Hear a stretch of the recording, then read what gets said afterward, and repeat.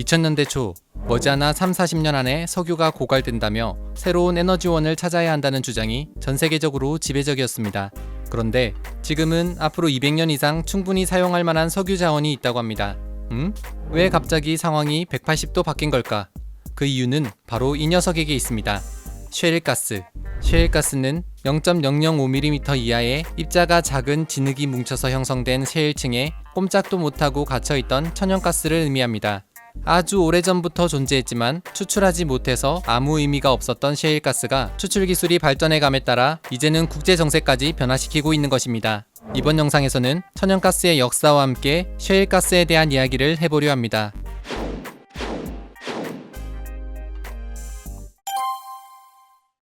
대부분의 언론에서 언급되는 셰일가스는 셰일 오일과 치밀 오일과 같은 경질류를 포함하여 넓은 의미로 사용되는 경우가 많이 있습니다. 하지만 엄밀히 말해서 셰일가스는 셰일층에서 생산되는 천연가스를, 셰일 오일은 셰일층에서 생산되는 오일을 의미하며 치밀 오일은 치밀한 사암층이나 탄산염층에서 생성되는 오일을 의미합니다. 이번 영상에서 다룰 셰일가스는 좁은 의미의 셰일가스입니다. 셰일가스가 어떻게 만들어졌는지 알기 위해서는 먼저 석유자원의 형성 과정을 이해해야 합니다. 석유자원의 기원에는 유기기원설, 무기기원설, 자연발생설 등 다양한 가설들이 있는데 더 자세한 이야기는 GX칼텍스의 석유는 어떻게 형성되었을까 편에서 확인해 보실 수 있습니다. 간단히 설명하면 아주 오래전 유기물질인지 무기물질인지 확실치 않으나 석유자원의 원료가 되는 것들이 퇴적층에 쌓인 후 열과 압력을 받아서 석유나 천연가스로 바뀌게 되었습니다. 이렇게 석유가 형성되는 모태가 되는 암석을 근원암이라고 부릅니다. 그리고 그렇게 만들어진 석유자원은 위로 이동하면서 저류암이라고 부르는 틈이 많은 암석층에 스며들게 됩니다.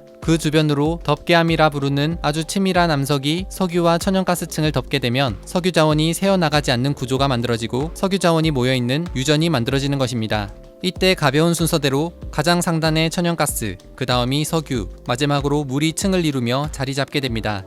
그런데 이건 비교적 움직임이 자유로운 석유자원일 경우의 이야기입니다. 석유와 천연가스를 만들어낸 근원암은 0.005mm 이하 아주 작은 입자의 진흙이 쌓여 만들어진 셰일층입니다. 이 셰일층 속에서 석유 자원으로 변환된 경우 위로 이동하지 못하고 그대로 근원암인 셰일 속에 갇혀버리게 됩니다. 그렇게 셰일층에 갇혀있는 석유와 천연가스를 각각 셰일 오일, 셰일가스라 부릅니다. 이렇게 발견된 셰일가스는 지구상에 매장된 전체 천연가스 매장량의 5분의 4 정도로 추정되는 정말 어마어마한 양이라고 합니다. 사실 천연가스의 존재가 드러난 것은 생각보다 오래되었습니다. 기원전 300년경 춘추 전국시대의 진나라에는 물을 잘 다스리는 한 사람이 있었습니다. 그의 이름은 이빙. 중국 역사상 가장 뛰어난 수력공학자로 불리던 이빙은 스촨성 쯔궁이라는 도시의 지하에서 천연 소금물이 나온다는 것을 알게 됩니다. 그리고 이곳에 대나무 파이프를 땅속 깊숙이 넣어서 천연 소금물을 끌어올리기 시작했습니다. 그런데 소금 우물을 설치하기 위해 땅을 깊숙이 파는 과정에서 일꾼들이 갑자기 병이 나거나 죽는 일이 일어났고 간혹 의문의 폭발사고로 인해 일꾼들이 몰살되는 일도 벌어졌습니다. 뚫어놓은 구멍에서는 불꽃이 솟아오르기도 했습니다. 당시 사람들은 사악한 영혼이 지하 세계에서 빠져나오는 것이라고 생각해서 1년에 한 번씩 우물에 제물을 바치기도 했다고 전해집니다. 그러던 서기 100년경 중국인들은 이 문제가 사악한 영혼 때문이 아니라 눈에 보이지 않지만 불이 붙는 물질 때문이라는 것을 깨닫게 됩니다. 그리고 중국인들은 불이 붙는 구멍을 찾아 불을 붙인 뒤 그 옆에 천연 소금물이 담긴 항아리를 놓고 가열하여 곧바로 소금을 채취하기 시작했다고 하는데 이것이 최초의 천연가스의 활용이라고 전해집니다.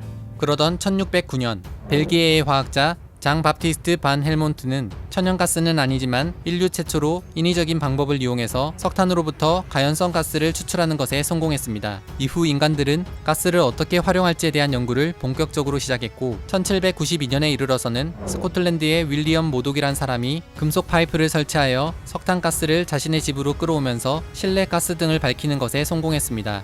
그러던 1821년 미국 뉴욕 프레도니아에 윌리엄 하트란 사람이 있었는데 그는 개울 표면에서 기포가 나오는 것을 발견하고 땅을 파기 시작했습니다. 그런데 그가 첫 번째로 파내려간 곳은 셰일층이었습니다. 8.2m가량 파내려갔을 때 아주 적은 양의 천연가스가 발견되는데 이것이 최초로 발견된 셰일가스로 기록됩니다.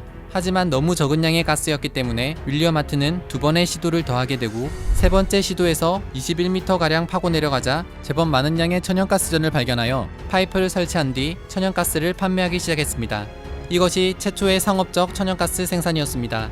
때문에 윌리엄 하트는 천연가스의 아버지란 별명까지 얻게 됩니다. 아무튼 셰일가스는 1821년에 처음 발견된 뒤 이후 미국 여기저기에서 발견되긴 했지만 생산되는 셰일가스의 양이 너무 적어 상업적 양산이 제대로 이루어지지 않았습니다. 셰일가스는 앞서 설명한 것과 같이 셰일 암석 속에 갇혀 있습니다. 혹시 미크론이란 단위를 들어보셨습니까? 미크론은 100만 분의 1m를 가리키는 단위로 주로 미생물의 크기를 잴 때 사용됩니다. 그런데 셰일 암석 속에 몇 미크론에 불과한 아주 작은 광혈이란 것 안에 셰일가스가 갇혀 있습니다. 쉽게 설명하면 셰일 암석 속에 모세혈관 같은 것이 있는데 너무 가늘어 천연가스가 그 틈에 끼어서 꼼짝도 못하고 있는 것입니다. 그래서 전통적인 시추 방법인 수직 시추를 했을 경우 아주 극소량의 셰일가스를 채굴할 수는 있었지만 시추 비용도 못 건지는 하나마나한 양이었기 때문에 상당히 오랜 시간 동안 그저 그림의 떡일 뿐이었습니다. 그러던 1998년 미국의 채굴업자 조지 미첼이 수압 파쇄라는 방법을 개발하게 됩니다. 모래 알갱이와 화합 첨가물을 섞은 물을 시추관을 통해 셰일층에 강하게 분사하는 기술인데 강한 압력으로 쏜 물이 셰일 암석의 광혈을 중심으로 금이 가게 하고 물속에 있던 모래는 그 틈을 메우고 화학 첨가물이 셰일가스와 물을 분해하면서 광혈 속에 갇혀있던 셰일가스가 시추관을 통해 흘러나오는 것을 담아내는 방법입니다. 이후 더 많은 양의 셰일가스를 채굴하기 위해서 셰일층을 따라 수평 시추를 하여 수압 파쇄 공법을 할 수 있는 접촉면을 늘려갔습니다. 그렇게 수평 시추 기술도 점차 발전하면서 셰일가스 생산량도 폭발적으로 증가하게 된 것입니다.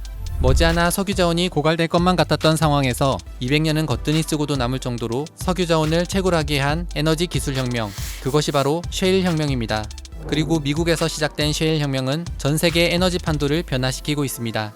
2015년 12월 미국은 40년 동안 유지해온 원유 수출 금지를 해제하게 됩니다. 이는 세계 최대 석유 수입국이었던 미국이 석유 수출국으로 입장을 바꿨다는 것을 의미하며 더 이상 석유 때문에 아랍 지역의 산유국들의 눈치를 보지 않아도 된다는 것을 의미합니다. 실제로 미국은 셰일가스 생산량이 급격히 증가해 가고 있고 2021년부터는 석유 수출량이 석유 수입량보다 많아져 순석유 수출국이 될 것으로 예상됩니다. 머지않아 미국은 자체적으로 원유 생산량을 조절하여 세계 에너지 시장의 안정을 취할 능력을 갖춘 산유국, 즉 스윙 프로듀서의 역할까지 할 수 있을 것이란 전망도 나오고 있습니다.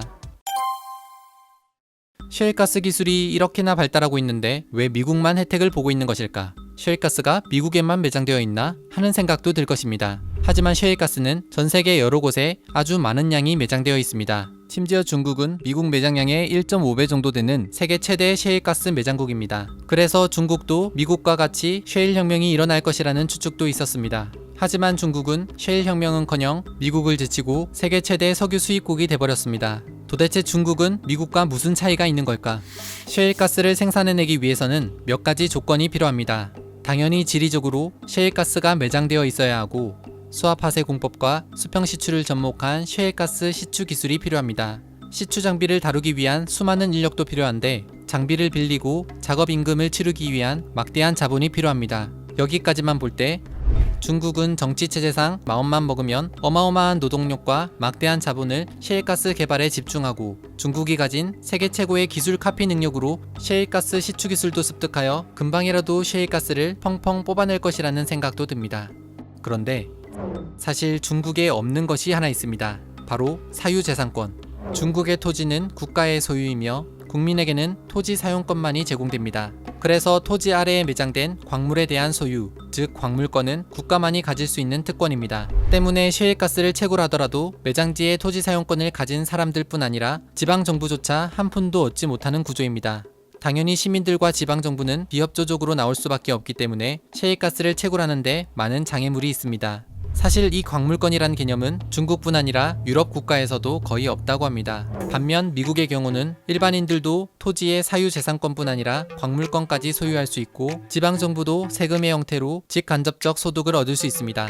자본만 충분히 있다면 안 할 이유가 없기 때문에 아주 적극적으로 셰일가스 채굴이 진행될 수 있었던 겁니다. 그럼에도 불구하고 중국에 매장된 셰일가스는 무시할 수 없습니다. 중국의 스촨성에서는 중국 내 셰일가스의 3분의 1을 보유한 어마어마한 대규모 셰일가스전이 발견됐고 중국의 국영 석유기업 시노펙은 적극적으로 셰일가스 채굴을 진행했습니다. 셰일가스와 별도로 셰일 오일의 생산율도 높아지고 있어서 미국 투자은행 모건 스탠리는 중국 셰일 오일의 상업적 생산 가능성을 확인했다. 좋고 평가하기도 했습니다.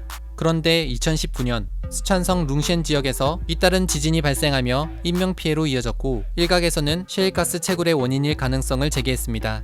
결국 스촨성의 셰일가스 채굴은 중단된 상태라고 합니다. 미국이 유례없는 경제 호황을 누리도록 만들고 에너지 패권국으로 등극하게 해준 셰일 혁명. 특히 셰일가스는 석유와 비교했을 때 탄소 배출량이 적어서 청정에너지로 평가받고 있습니다. 그런데 이런 셰일 혁명에 대해 반대하는 목소리도 적지 않습니다. 환경단체들은 셰일가스 개발에 따른 이익보다 환경 파괴에 따른 피해가 훨씬 클 것이라고 말하기도 했습니다. 셰일가스를 연소할 때의 탄소 배출량은 적지만 탄소보다 지구온난화에 더 치명적인 메탄가스가 셰일가스에 함유되어 있기 때문에 혹시나 송유관에서 누출되었을 경우 엄청난 대기오염으로 이어진다는 것입니다. 또한 수압화쇄 공법으로 인해 지진을 유발하거나 지표수와 지하수를 오염시킬 수도 있다는 점입니다. 반면 셰일가스 개발자들은 오히려 누출되면 자신들도 손해이기 때문에 송유관이 누출되지 않도록 철저히 관리하고 개선해 가고 있으며 파쇄 과정에서 사용되는 물의 양도 최대한 줄이기 위해 노력하고 있다고 합니다. 이러한 찬반 논란은 유럽 국가들을 중심으로 뜨겁게 달궈졌는데, 실제로 2013년 8월 영국 정부가 국민들을 대상으로 셰일가스 개발에 대한 여론조사를 실시한 결과 찬반이 각각 40%씩 똑같이 나오기도 했습니다. 환경 문제에 대한 걱정도 크지만 셰일가스 개발로 인한 경제적 이익도 무시할 수 없었던 겁니다. 하지만 이러한 논란이 계속되는 가운데서도 미국과 중국은 계속해서 셰일가스 개발을 진행하고 있고, 유럽 역시 에너지 안보 확보를 위해 적극적으로 셰일가스 개발을 시작하고 있다고 합니다. 아주 오래전부터 매장되어 있던 셰일가스, 끊임없는 도전과 획기적인 기술 개발을 통해 비로소 그 한계를 넘어 세상의 빛을 볼 수 있었습니다. 이후 혁명이라고 불릴 정도의 영향력을 갖기까지 참 오랜 시간이 걸렸는데요. 인류에게 없어서는 안 될 중요한 에너지에 대한 도전과 탐구의 여정, 에너지에 대한 인사이트를 전하는 I'm Your Energy GS 칼텍스와 함께했습니다.